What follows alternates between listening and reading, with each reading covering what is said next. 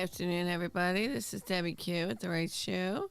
I went through a period where I wasn't sure if I wanted to use Debbie Q or Debbie Sue because my name is Debbie Sue. That's my real name. But I picked Q because all of a sudden everyone started calling me Debbie Q, so it's stuck.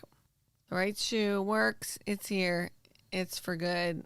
I have to say I do prefer true crime. And this case tonight, this Jamie Stickle case, when I first, hope this fits. That's the one who suggested it from Instagram. When I first went through it, I was like, I don't know, it didn't capture my attention. And then I started reading into it. This case is truly, because there's some tiny parts to it that are so bizarre. I just can't. I mean, this is amazing. And not only that, but there's been very famous individuals, high up people that went through this case and cannot figure it out either. There's been people that are very high ranking detectives, high ranking arson investigators, and they don't know what happened. And so I have my own theory, and yes, it's a little kooky, but I'm telling you, it's no more crazy than anything else I've heard. And it's my theory, and I'm sticking to it. The Right Shoe is a podcast about all things strange and unusual, especially in reference to a death. Yesterday, I went on to YouTube with Gazella from Grizzly Books and her fast-growing YouTube channel. She interviewed me, Lyndon from Murder at Bedtime with Lyndon, Lindsay from Stolen From Me by Lindsay, and of course Gazelle herself. And we're going to do another one. This time I think Scream Time Podcast 2 is going to be in it with Chris. It's going to be a whole big, huge podcast-arama. I feel like there's so much more I wanted to talk about. The Casey Johnston, this is just heartbreaking. I did put a little side note on the top of Casey. I had done now Casey Johnston was a woman from Southampton, Pennsylvania, who went to Chinatown on July 10th of this year. She was with her friend. She lost her cell phone and became flustered. Now she left, and I believe she must have been flustered on the drive home. She was obviously driving home because what happened is they did find Casey's car, and then they found her body about a half mile away from the car. Her parents hired a private investigator who found the car off of Route 1 on Woodhaven Road, which is, if you're from Philadelphia, Woodhaven Road is in the northeast. It's a big road. It leads to Franklin Mills, which is a big mall. It's literally at the very border of Philadelphia. If you drive 1 mile, to a certain direction, you're going to be right in Bensalem. Like, Franklin Mills is actually it's in Philadelphia, but it's really on the border. It almost extends into Bensalem. But anyway, Woodhaven Road is where they found her car off of Woodhaven Road. She must have, now, either she was going too fast around a curve, and it was found in the weeds, and I believe that she was by this, there's like a place where my friend used to fly airplanes, not real airplanes, like they're model airplanes. And I believe that's where they found her body. So Casey Johnston was found, and she's deceased. It sucks. I mean, I feel so bad for her family. I heard about the case a couple of times. Homicide had told me about it a couple of times, but it wasn't entering my brain for some reason. Sometimes my brain is going through so much, I'm not paying attention. And then another podcaster, Beware the Quiet Ones, she wrote to me about Casey. Then it clicked, and then I thought, oh my God, when I saw pictures of her, I thought she looks like I used to in my 20s. Fun girl. And I thought, my God, her mom must be an absolute wreck. So I really tried to get the word out there, and I have to say I'm very upset to hear that I kind of knew it, but I kept praying in my heart that she wandered off and was at a friend's house, and I don't know, you pray for the best. my condolences to her family. You know, I know she was supposed to take her sister to this Luke Bryan concert, which is, I believe it's on Sunday. And I keep thinking about it because her sister, you know, they had tickets and everything. So it's a painful situation. I really, really am disheartened to learn that she is deceased. And it doesn't seem like foul play was involved at all. It just seemed like an accident that should have never happened. I'm glad they found her, but I wish it had ended differently. So today, as I said, it's the Jamie Stickle case, and it is unbelievable. There's just certain aspects to it that I cannot, I mean, okay, let's put it this way. I often go to homicide if I'm having a real tough case. I mean, they're so freaking busy in Philadelphia right now. It's a crying shame. They're just overloaded. I mean, it's crazy how many homicides we have, and it's only July, so I think we're almost up to 400. It's absolutely ridiculous. It's 300 and something, but I don't remember. But I will ask them questions. So I started talking about the Jamie Stickle case.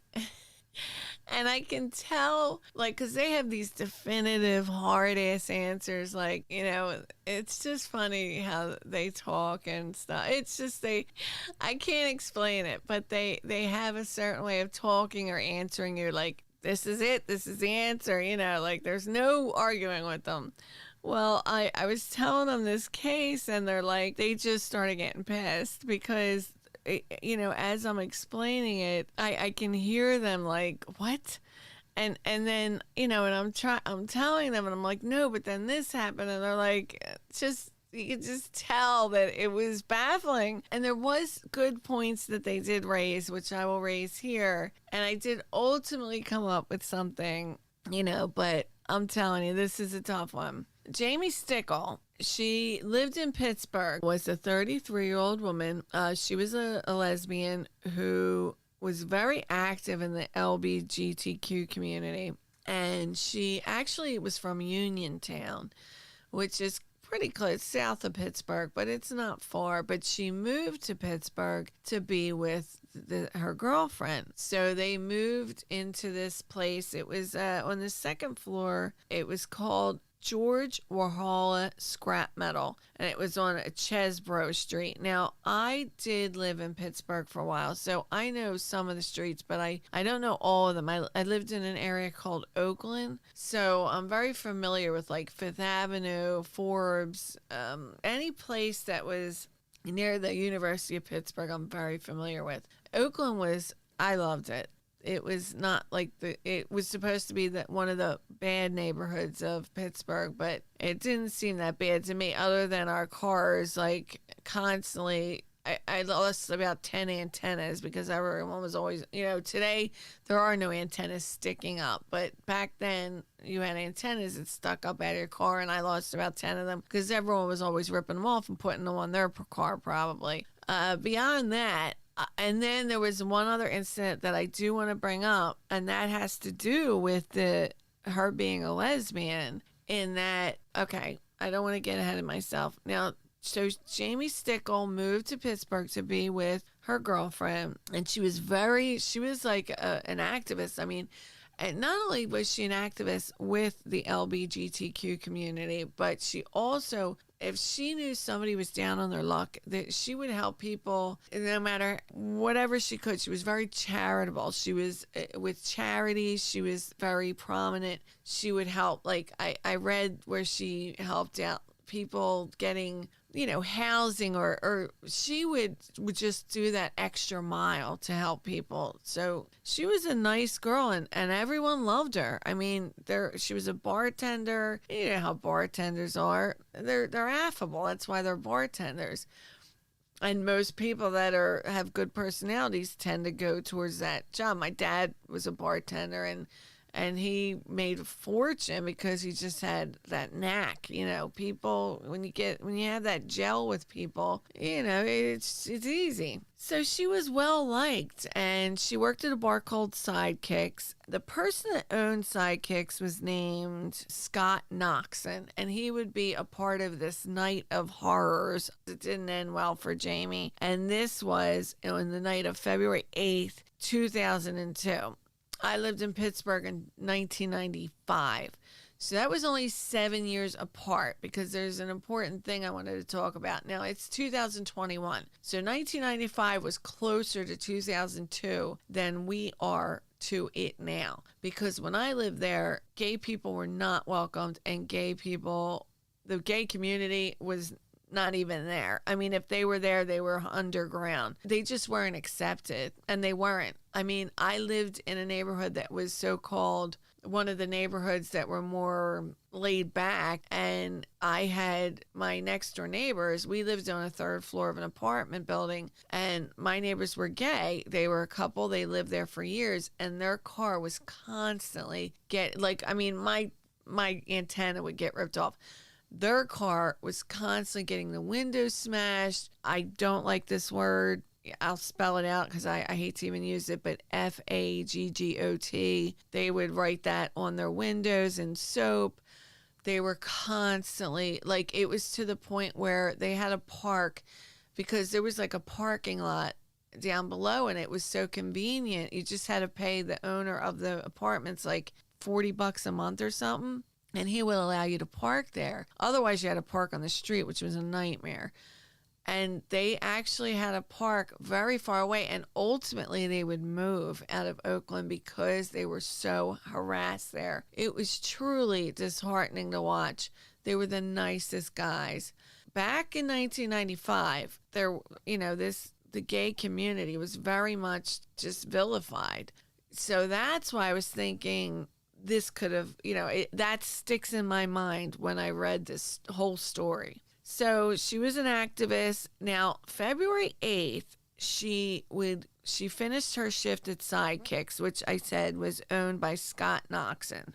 She went to a nearby club called Pegasus, and then she went to another establishment called the Liberty Avenue Saloon. Now, I looked everywhere for a definitive timeline. The Pittsburgh Gazette, I really went through the gamut trying to get an exact timeline, because there's something I think it's possible. Again, there's these famous investigators and forensic people that have not been able to do any better than me, so I mean, my guess is as good as theirs. I do have a theory, because a lot of this is confusing. Now, I could not find an exact timeline. When did she leave Sidekicks exactly? Because all it keeps saying is a certain time when she left this one bar. But it does not give an exact timeline of when she left Sidekicks, because something very important might have happened during this time, which would answer a lot of questions. Now, Jamie moved from Uniontown to Pittsburgh to be with her girlfriend. Again, they lived above a George Warhol scrap metal on Chesbrough Street. They were together, for a while, but the week before this incident, her girlfriend and her broke up, and her girlfriend left. Her girlfriend left the apartment shortly after midnight. Okay, so there is a bit of a timeline. That is a tight one, man. It does blow my theory a bit, but I'm telling you, I'm going crazy trying to figure this out. Shortly after midnight, Jamie completed her shift at Sidekicks. She closed up, and she continued to go drinking at a nearby club called Pegasus. Then she went to a place called the Liberty Saloon, and she tried to enter this after hours club, which was upstairs, but they said she was too intoxicated. And boy, was she intoxicated, because her blood alcohol level would be through the roof when it came to this. But I'll get to there when I get to there. So they said she was too intoxicated, and she reportedly got into an argument before she left. Now, who did she get into an argument with? I don't know. Did she get into an argument with the people that would not allow her in? Or did she get involved with an argument with somebody else? In that case, maybe that's why they said she was too intoxicated. I mean, I think it's visibly hard, especially when someone's a drinker, to tell when they're too intoxicated. My dad was a drinker. He could drink anybody under the table. He drank a fifth to a half gallon every day for 30, 40 years. And that man, you couldn't tell if he was drunk until the end of the night. He would start getting a little loopy. But, I mean, he would have a fifth in him or more, and you could not tell he was drunk. For them to say she was too intoxicated, I'm wondering why they said that. Not that it really makes any difference with this case, but I'm just curious. Was it because she got into a fight, or did she look drunk? So at 12, she left Sidekicks. After 12, that's when she closed up shop. She goes to Pegasus, goes to the Liberty Saloon. They don't let her into the After Hours Club. 2:45 a.m. She goes into a nearby parking lot and gets into her Jeep Wrangler. Now, Jamie's boss, Scott Noxon, happened to be driving by, and he noticed that Jamie was having trouble backing out. Now, a lot of people were kind of like, why did he let her drive if she was so intoxicated? But when I reread this, he kind of might have went up to her window and said hi. He didn't get in the car and get her out of this tight spot. He guided her out of the tight spot. So he might have not have known she was too intoxicated either. He just saw her, probably said, hey, what's up? She was having trouble backing out of the spot because it was in a tight spot. He said goodbye after helping guide her out and then drove off. This was at 2:45. At 3:47, which is only 1 hour later, the fire department got a call that there was a vehicle outside of George Warhol's scrap metal yard on Chesborough Street burning. This is where Jamie lived, on the second floor with her girlfriend until she left the week prior. The fire department arrived, and Jamie's Jeep Wrangler was just engulfed. I mean, you should see this Jeep. When the fire department got the fire under control, the Jeep just looks like it's like tin. And not only that, but the tires are on the front still, but the tires on the back are completely gone, burnt. That is some intense flame to burn off the back tires. I mean, that's crazy flame that quickly. From an hour, I can't imagine, that's, and this is her driving home and whatever happened in the middle here. And it's only an hour. Now, they did not even realize that Jamie was in the car until they completely had put out the fire. Then they found her badly burned body in the driver's seat. An autopsy would reveal the presence of smoke in her lungs. So she was alive when the fire started. Was she conscious? This is where it gets very strange. There was traces of blood and hair found on her locked apartment door, and there was a blood trail leading to the Jeep. There was also a small amount of blood on the driver's door handle. Some of her items were scattered all over the ground. This included her cell phone, her cigarettes, her lipstick, and oddly enough, a partially eaten apple. That is one of the, out of everything, even more so than what I'm going to tell you afterward, is probably the strangest. The partially eaten apple just blows my mind. I still can't figure that into this.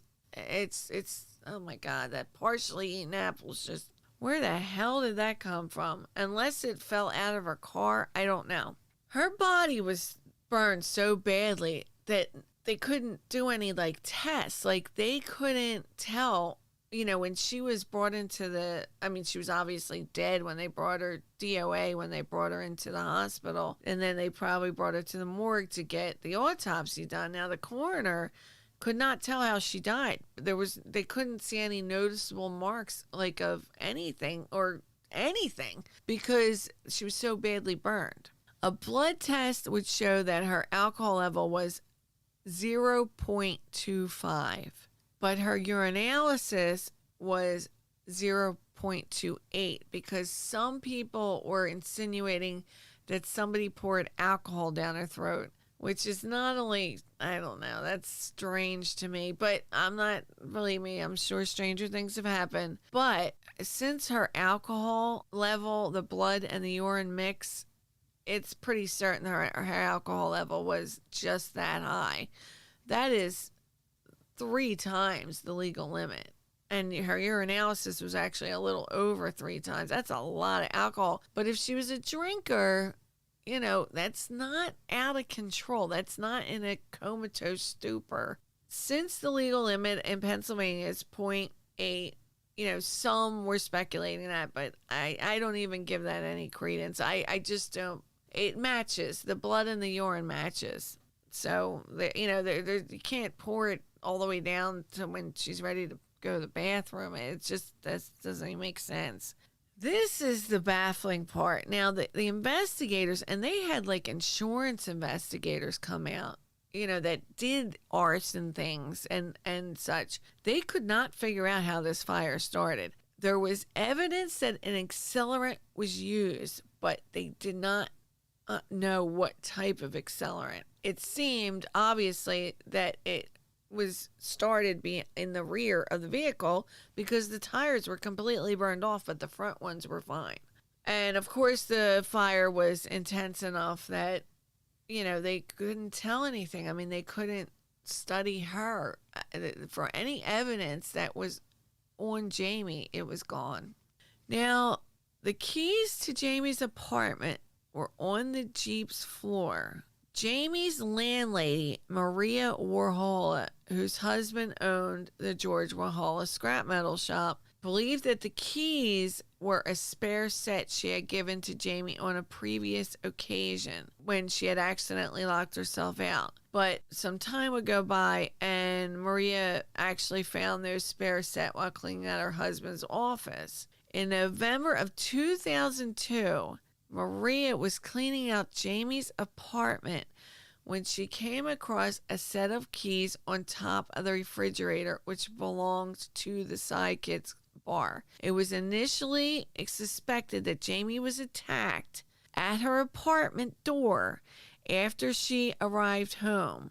But why was her door locked and the keys on top of the refrigerator for Sidekicks, if this was true? The keys has been a huge source of contention. I read Reddit. I've read the Pittsburgh Gazette. I've read anything I could. I listened to podcasts.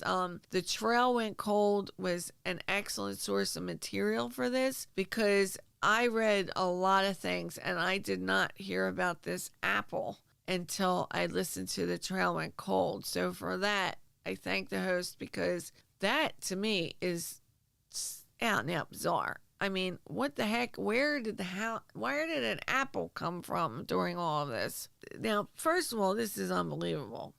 And when you take all of it into consideration, of course, a lot of people were thinking, oh my God, it's the girlfriend. But to me, it's like, well, she left.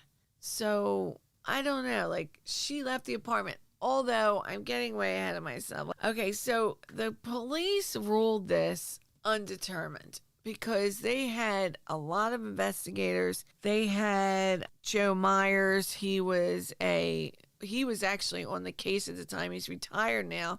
And he said, as many had said, like there's so few cases that he just really could not figure out. And this was one of them. They had forensic pathologists. They had people going over, like they had arson investigation people going over, like an insurance people that do this for a living, try to figure out how her car was on fire. But however this started, if this was a murder, it was the perfect murder. Now, some people suggested this was an accident. Now, I'm going to read you something. And when I said this to homicide, this is when their head almost exploded. I mean, they get so mad. I mean, sometimes I'm like, well, but they're like, that's impossible. But I'm like, I'm trying to give credence to everything. Somebody said it could have been an accident. What if she was, upset about the breakup? She goes drinking all night. She gets denied from that club. She gets home, accidentally drops her keys in the Jeep while getting out, gets to the door, can't find her keys, gets very upset, starts dumping out her purse, which everything to this point, I'm right with you. Bends over on the ground, falls, bangs her head, starts bleeding. I'm still right with you. Goes back into the Jeep and smokes a cigarette and passes out. Now, this is why, and the Jeep starts burning, and then she dies. This is why that's impossible. No matter how drunk she was, she passes out. When that fire started, no matter if she was drunker than, whatever, unless she went into a coma, she's going to be busting out of that freaking fire. There is nothing worse than being burned. I just talked about this with Bad Way to Go on Instagram about how people will do anything to get away from burning to death. Look at 9/11. People were jumping out of buildings to get away from the fire. Even at a drunken state, you're not going to, that fire starts, that heat comes, you're busting right out of there. There's only one thing that could have kept her in that car. She was rendered unconscious. And I don't mean from alcohol. I mean somebody, it was a blow to the head from somebody. I really do not think because she breathed in the fire. She was alive. She was alive. She was alive when that fire was going. There is no way that she, even drunk, she did not pass out drunk and not get out of that car when that fire started. It's just impossible. It literally is. It's because if she was that drunk when she was pulling out of that car lot, she's not going to fall. She's not going to sleep through a fire that's killing her. It's just not, it's illogical at that point. Now, the keys. Now, I don't know when I should, because I'm trying to think of everything that people went through as far as, like, people were saying, the girlfriend did it. Now, as far as an accident, I just cannot believe, I can't give credence to that accident theory unless, because first of all, we got the blood trail. Like, you start negating things, because I was thinking, well, what if she, got into the car and like something was wrong with the car, the engine, like maybe the Jeep Wrangler that year, if a cigarette was lit and exploded quickly, maybe that's what happened. Like, it exploded so quickly that she didn't have time to get out. But what about the blood? They said there was so much blood in the vehicle, and it led to her front door. I really believe in my heart. I just, I just want to say what I think happened so bad, but I don't know. I mean, they have all these investigators to this day. It happened in 2002. And like I said, now she got into a fight with somebody. I really think, now the one guy, Joe Myers, he said that he thinks it was a hired hit. I can see that. Who hired it? Who did the hired hit? I don't know. Jamie was a very popular person. The only person that would make sense, I mean, for the hired hit, let's take that away for a second. For the death itself, her girlfriend, and there was a girl that when I was reading on Reddit, she said for a while in Pittsburgh, it went around town that it was the girlfriend. It's entirely possible, but we got to put that aside to how it happened that night. So put the girlfriend to the side. Could be her. It could be that night she got into a fight or she was arguing with somebody.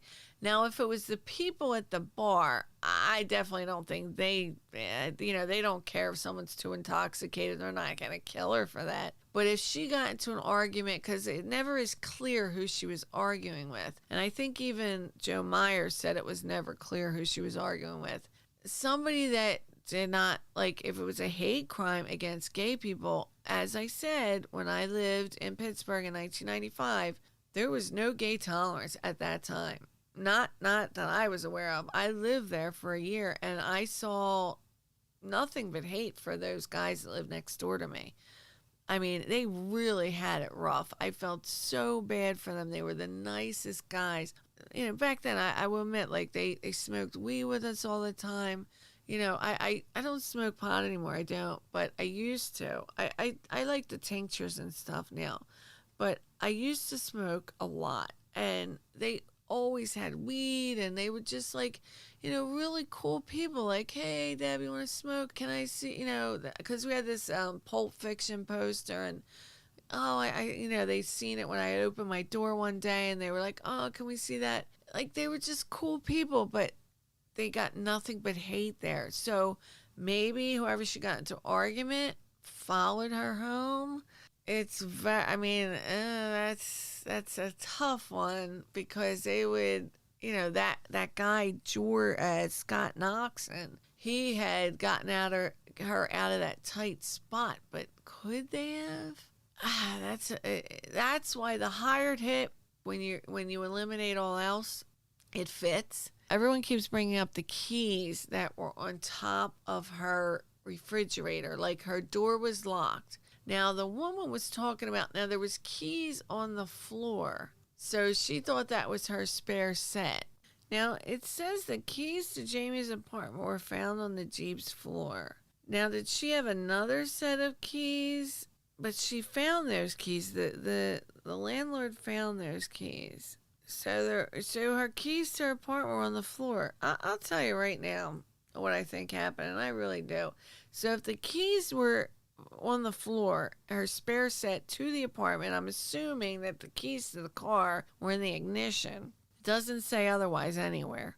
This is what I think happened, and this is the only thing I could come up with, because I went over this left, right, and backwards, and it is a tough one, man. This case is tough, because that apple is driving me bananas. I have no clue where the hell did she get an apple from, because I would assume that she went into her house to get an apple, unless it happened to be in her car.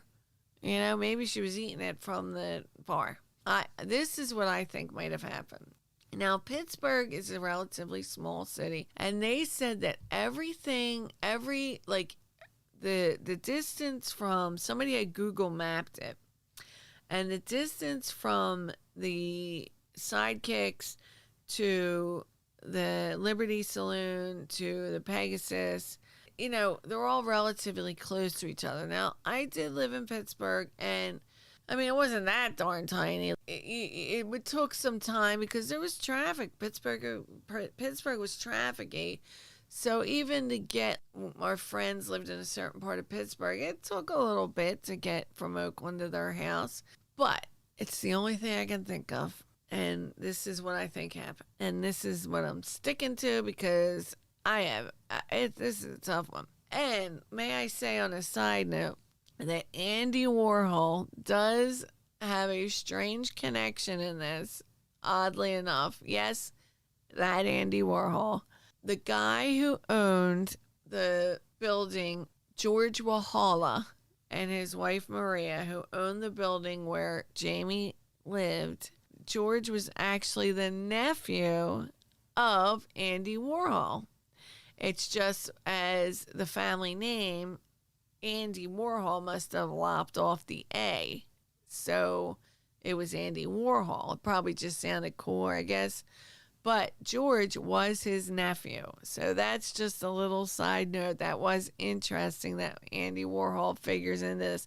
And George would get into trouble sometime later, but it had to do with some strange, it was a crime that almost white collary kind of. It wasn't like a drug or murder or a violent act. So some were saying it was just another strange part to an already unusual case. I think, and I hope I'm doing this justice because this is a mind bender.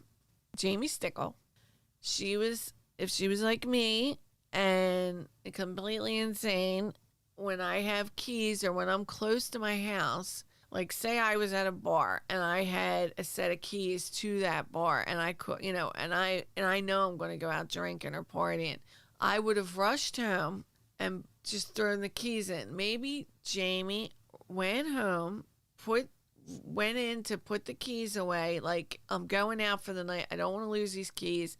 Let me put the keys on top of the fridge. She, locks the door, goes out.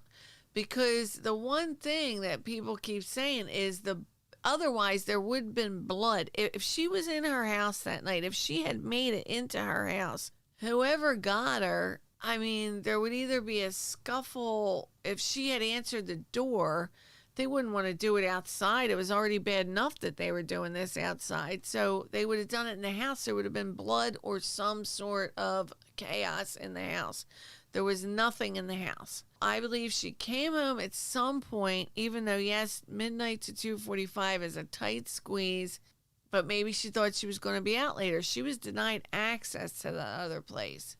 So she comes home, she puts the keys on the refrigerator, assuming that she's going to be out all night. She goes to the second club, then she gets kicked out of the Liberty Saloon. And then she gets in the car. Her boss of sidekicks careens her out of that spot. She goes home. Now, this is where, yes, it's sticky. Someone followed her, or someone maybe was following her for a while. Or maybe someone was waiting outside her house. She goes to get into her house, but she never actually goes in. The keys are already there, safe and sound on top of the refrigerator. She never gets into her house. That's why the door was locked. She is attacked at that door. She runs back to get to her car. She almost makes it.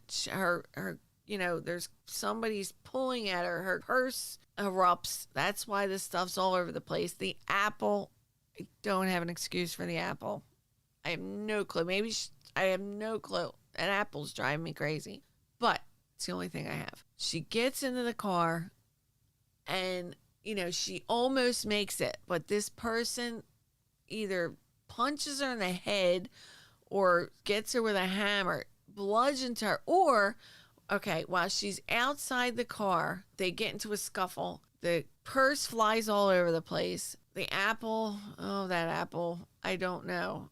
But the person bangs her in the head, like bam, rendering her unconscious. But in her unconscious, she's not down yet. She still gets in her car. This guy already, or this girl, whoever, is already putting accelerant around because he knows he's going to kill her. She's in the car. She's in the front seat, but she's unconscious. Like unconscious, not drunk. She's been rendered unconscious by the blow to the head. She's sitting in the car and the car catches fire and the person leaves. Ta-da. I mean, I kept thinking and mulling it over because the blood to the house and back to the car, and they said there was a lot of blood there, so that makes even more sense. They whacked her in the head. Blood was splurting everywhere. She manages to get in the car, but this person is like, I'm still going to kill her. Puts the accelerant around. Poof, her car goes up. She's in the car, so she's breathing still, and she dies. And that person gets away with murder. I don't know what else. I mean, her sister hired a private investigator. Even in the case I just did with Casey Johnston, the cops, because she was over 18, I hate to say, but they weren't going to do anything because she was over 18. If it was a kid, it would have been different. Point is, the PI, the private investigator that was hired by the Johnston family, he's the one that found that car, and he's the one that found Casey Johnston's body. That sister of Jamie Stickle, she hired a private investigator and he found nothing. That is highly unusual unless she hired a crap private investigator. It's something this high profile. I mean, you're usually going to come across some good people because there was a lot of people that went over this case. When I was reading the amount of people that went over this case, it wasn't like Joe Blow and some goofball from the middle of nowhere that doesn't know what the hell they're doing. Not that the middle of nowhere doesn't have smart people. You get what I'm saying. Like, it wasn't like these chumps just came about and were like, fuck it. These people investigated this case. There was arson investigators. There was insurance investigators. There was highly well thought forensic pathologists. There was cops that were on the force for years. They all really went into this case, and they could not figure it out. So my guess is as good as anybody else's. This case is a head scratcher and a half. I hadn't realized when I first, I just looked at it at first and I thought, oh, some girl burns in her car, big deal. I did not realize how crazy. And that apple's torturing me, because even if she did come home and put the keys on the fridge and then run back, and that can answer the locked door in the fridge, and nobody can say it didn't happen because nobody was there. People love to fight with me. Where the fuck did that apple come from? I mean, you don't put apples in your purse. I mean, was the killer eating an apple? I mean, they investigated the girlfriend, and she said she was with her parents, but I mean, I'm sure she just didn't say I was with mom and pop. That's the end. I mean, they cleared her. Now, this Joe Myers, who had oversaw this case, and he said it bugged him. It really bugged him. And I believe it does. Homicide investigators trust me on this. They do not like to be wrong. And if you think they don't take seriously what they do, you have not seen some of the things I've seen. I mean, I've seen them beat their heads against the wall against certain cases. Will drive them mad. I mean, there was a Center City rapist in Philadelphia, and this poor guy, man, he out and out cried. I mean, he almost lost his mind over this case. Homicide investigators, they are not just, I know there's a lot against the cops. Now, the street cops, I can't speak for. I don't know I can't even imagine. I've seen things that I don't want to see, and I've heard things that suck. But homicide investigators, they're doing it's a different wavelength. Even detectives, it's another level. And I'm not downing anyone. I'm not downing cops at all. I really greatly admire that they're out there doing what they do in this very, very hostile environment right now. And I'm not against the people that have been beat by cops. I'm in the middle here, folks. I'm just saying, homicide investigators really, they don't take things lightly. And it really bugs them when they can't figure something out. Trust me on that. It drives them crazy.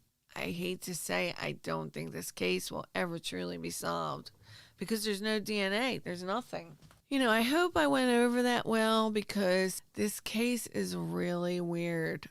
I just want to reiterate, Jamie Stickle was a lesbian from Uniontown who went to Pittsburgh to live with her girlfriend. Her girlfriend leaves the week before she's killed. I just cannot see this being an accident. I mean, I really went over this by myself and with others, and the accident theory, the blood, where did the blood come from? It was from her door all the way to the Jeep. How could that be an accident? The purse flying all over, where'd the apple come from? The keys on the refrigerator, I don't know. I know that's confounding people. That doesn't bother me as much, because what if she had it? I don't know. I don't know. Those keys just don't. I don't know. The keys were really bothering people, and it is weird. I don't know. I don't think she ever got inside her house. I'm with the cops on this one. I just don't think she ever got inside her house. I think she got home, somebody followed her, or somebody was waiting for her. And was it a hired hit? That's entirely possible because hired hits usually do neat, clean jobs, and this was definitely neat and clean. An angry ex girlfriend, unless she hired somebody, is not going to do a clean job. And somebody that at a bar that just got into a fight is not going to do that clean a job. But a hired hit, they do clean jobs. Like that Danielle Imbo case. That's why I always thought that. Plus the FBI got involved, but that was that was a Philadelphia case that I think they're on the money with that one. I think that regardless, I just have my own feelings about that case. This case, yeah, I could say, I mean, a hired hit, it's the only thing that makes sense. It was clean, it was neat as far as the person getting away. But she never got into that house. She went up to the door. There was a huge scuffle. She ran back to the car. She managed to get in the car. But, the purse was all over the place. The apple, I don't know where that apple came from. God bless. Maybe it was already there on the ground and it just happened to be there. And then they got her in the head before she got in the car, and instinct was still in there. I mean, people run around without their heads for a couple minutes. I mean, it's possible. But drunk and passing out, you're going to feel that fire. But getting hit in the head where blood's all over the place, or if they could even hit her when she first got to the door and then she ran to the car. Maybe they hit her again because they never could tell because there was the fire burned her so badly. So she gets into the car. She is unconscious at that point, and they're spilling accelerant all over the place and setting the fire that would ultimately lead to her death. And they couldn't tell the accelerant, so who would do that? A hired hit. It does make sense. It does make sense if you work it out in your head. It is a strange case though, man. It really is. That's a head scratcher, man. That's a brain buster, man. Sometimes you wonder, like, God, I would like that case where Lizette Froon and Cremens, the two girls, when they were out in the they went out to Panama, and that's a famous true crime. A lot of true crimers do that one. I want to do that, but I just got it. There's so many I have in front of it. It's just so baffling. And then people were suggesting about the cameras, but 2002 cameras weren't what they are now. Today, cameras are insane. They'll catch you everywhere on every corner. Trust me. But 2002, they weren't up to speed yet. And those back lots in Pittsburgh, I remember this was still 95, but it was only 7 years away. They had cameras, quote unquote, all along this one car place that was right up the street from us. And the guy said they're not even cameras, they're just there to scare people. So it sucks, like, who did she piss off? If it was a hired hit, was it from the girlfriend? I mean, this is not from me saying it. This was, see, I never want to make people, you don't know the homicide unit, so I can, just somebody said, you know how those lesbians are when they're pissed, man, they're brutal. Hey, that wasn't me saying it. They were saying, like, they can be vicious. So I don't, and they see more homicides than I do. Ugh. I just remember this one homicide. They were torturing me, showing me pictures. And this is back in the day. They everything's on, it's different now. They have, like, little discs and everything's computer.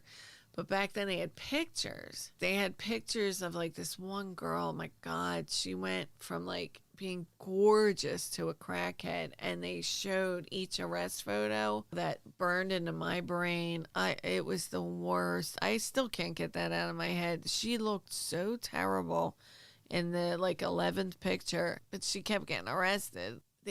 I'll never forget, there was a woman who killed her boyfriend with a knife, and it had like what do they call it? It was like, they had like a hook at the end of the knife. And so when she stabbed him in the neck, when she pulled it out, there was like a little, oh my God, it looked like somebody stabbed a chicken. It just looked like a piece of chicken. Oh, it makes me so sick to think about. But the worst part was when her daughter came home, And they were like so afraid to tell her what happened because she was like 11.